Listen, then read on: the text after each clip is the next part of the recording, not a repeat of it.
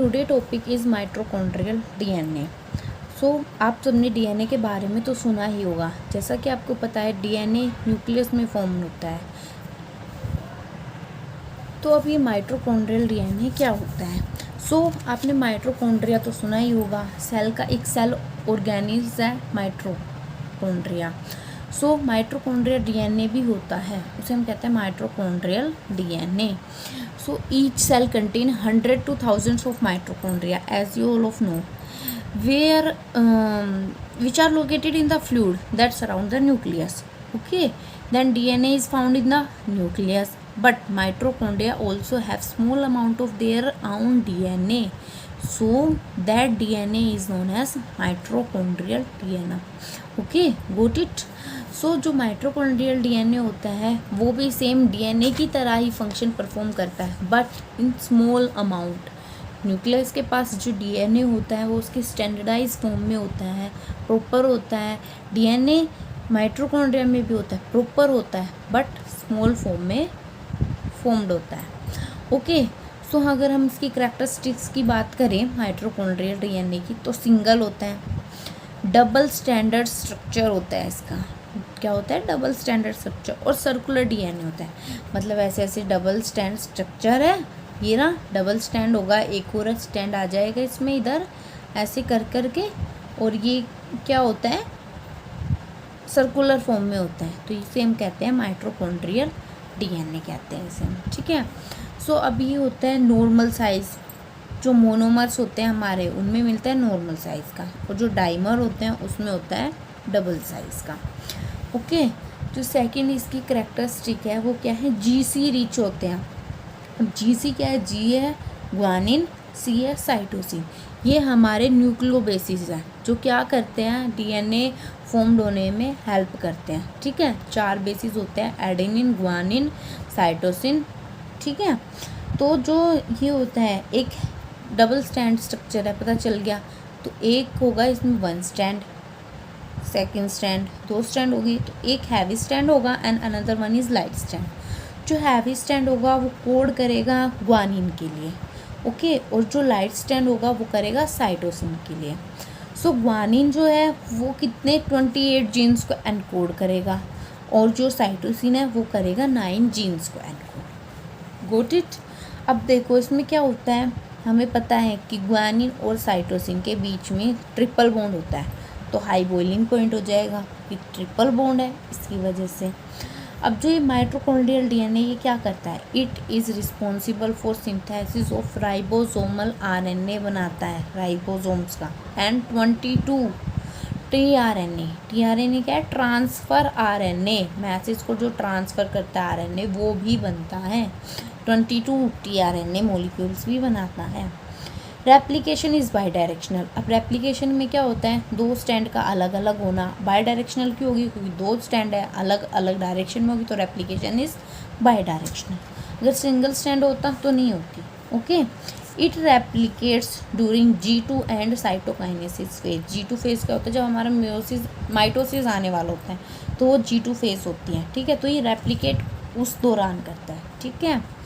Next है semi autonomous cell organism. Semi autonomous का मतलब है कि आधा अपना काम खुद ही बना लेना, अपना स्ट्रक्चर अपने आप। अब डीएनए जब बनेगा जब उसके पास खुद की अपनी ऑटोनोमस कैटेगरी होगी कि वो अपने आप को बना सकता है, ठीक है। तो mitochondria having its own protein synthesis machinery, जब तो उसे सेमी ऑटोनोमस कहते हैं क्योंकि उसके पास अपनी ओन प्रोटीन सिंथेसिस करने की एबिलिटी है। Okay,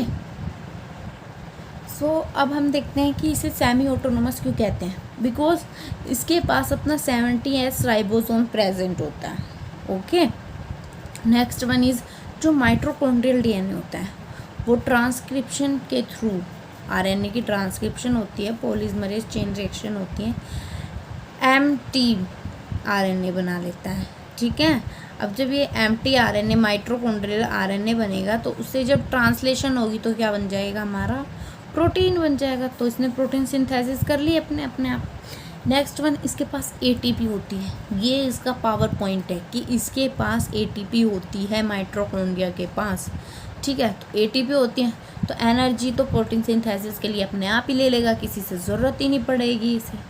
next one, mitochondria responsible for synthesis structural and membranes protein. Okay, क्या करता है? स्ट्रक्चरल और मेम्ब्रेनस प्रोटीन बताता है, स्ट्रक्चर बनाता है जो।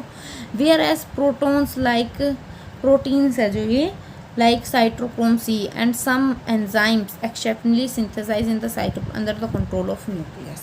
तो जो माइटोकॉन्ड्रिया होता है वो तो स्ट्रक्चरल और मेम्ब्रेनस प्रोटीन्स अपने आप बना लेता है, जबकि और जो होते हैं जैसे साइटोक्रोम सी या अदर एंजाइम्स वो सब किसे, वो न्यूक्लियस से बनते हैं। तो ये क्या बनाता है? स्ट्रक्चरल एंड मेम्ब्रेनस प्रोटीन बनाता है। Next one is biogenesis of mitochondria. तो बायोजिनेसिस में हम क्या पढ़ेंगे कि उसकी बायोकेमिकल रिएक्शंस या वो बायोलॉजी कैसी रिएक्शंस करता है, कैसे कैसे बना, क्या क्या हुआ। तो ये बायोजेनेसिस, उसका सिंथेसिस, मेन तो उसका सिंथेसिस है इसमें, तो वो हम पढ़ेंगे। तो increase in mitochondrial mass and increase copy number. जितना जितना माइटोकॉन्ड्रिया का मास बनता गया उतनी कॉपी बनती गई।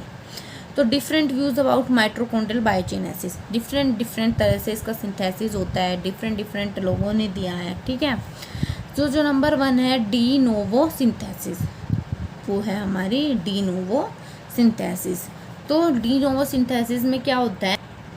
डी नोवो सिंथेसिस में प्री माइटोकॉन्ड्रिया बनता है। माइटोकॉन्ड्रिया एक नॉर्मल सेल की तरह होता है, सिंगल सेल की तरह होता है, ना कोई शेप ना कुछ होता है, बस ऐसे होता है। डबल मेम्ब्रेन स्ट्रक्चर होता है, ये डबल मेम्ब्रेन हो गई, ठीक है, बाउंड स्ट्रक्चर है। और स्मॉल बिल्डिंग ब्लॉक भी कह सकते हो आप इसे, ठीक है, स्मॉल बिल्डिंग ब्लॉक भी कह सकते हो। तो सबसे पहले ऐसा स्ट्रक्चर होता है किसमें, जो डी नोवो सिंथेसिस बताई थी उसके according double membrane bound structure होता है। ओके, उसके बाद फोम क्रिस्टी बनाई। क्रिस्टी होती है जो अंदर की इसकी लेयर होती है, ये वाली क्रिस्टी की फॉर्म में चेंज हो जाएगी। आगे जब फर्दर ये क्या हो जाएगी, ऐसे पूरा माइटोकॉन्ड्रिया क्रिस्टी पूरी तरह शू शेप भी कहते हैं हम इसे। तो पूरा माइटोकॉन्ड्रिया जो क्या होता है डेवलप हो जाएगा, ठीक है। तो formation of mitochondria from pre mitochondria, जो पहले से ही प्री माइटोकॉन्ड्रिया, प्रो नहीं है प्री है, प्री माइटोकॉन्ड्रिया से प्रॉपर माइटोकॉन्ड्रिया होना, इसको क्या कहते हैं? De novo synthesis. नेक्स्ट है bye growth and division and fragmentation of pre existing mitochondria. जो पहले से ही माइटोकॉन्ड्रिया है उसकी डिवीज़न होने से, या फ्रेगमेंटेशन का मतलब अगर स्मॉल पार्ट में डिवाइड हुआ है फिर उनसे ही दोबारा ग्रोथ होना। तो जो सबसे पहला हम पढ़ेंगे बाय ग्रोथ एंड डिवीज़न से, कि ग्रोथ और डिवीज़न से कैसे माइटोकॉन्ड्रिया बनता है। सो ये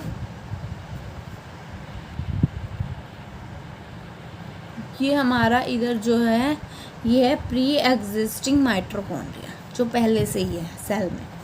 उसकी जब ग्रोथ होगी या एनलार्जमेंट होगी तो ऐसा स्ट्रक्चर बन जाएगा, ठीक है। ये जो इसकी क्रिस्टी है एक साइड आ जाएगी। उसके बाद जब इसकी कंस्ट्रक्शन फॉर्मेशन होगी, मतलब कि जब ये बीच में से डिवाइड हो जाएगा दो पार्ट्स में, एनलार्ज हो गया काफ़ी, दो अलग अलग में डिवाइड, उसके बाद फ्रेगमेंटेशन हो गई, यहाँ से डिवाइड हो गया, फ्रेगमेंटेशन हो गई, दो अलग डॉटर माइटोकॉन्ड्रिया हमें मिल गए। ओके, नेक्स्ट होता है बडिंग से। बडिंग से कैसे होगा?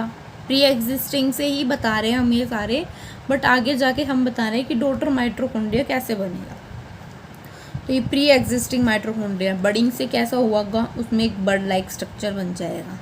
जब ये बर्ड लाइक स्ट्रक्चर यहाँ से अलग हो गया, ही वेसिकल बन गया। वेसिकल से क्या बनेगा? प्रो माइटोकॉन्ड्रिया, और इस प्रो से क्या बन जाएगा? हमारा डॉटर माइटोकॉन्ड्रिया।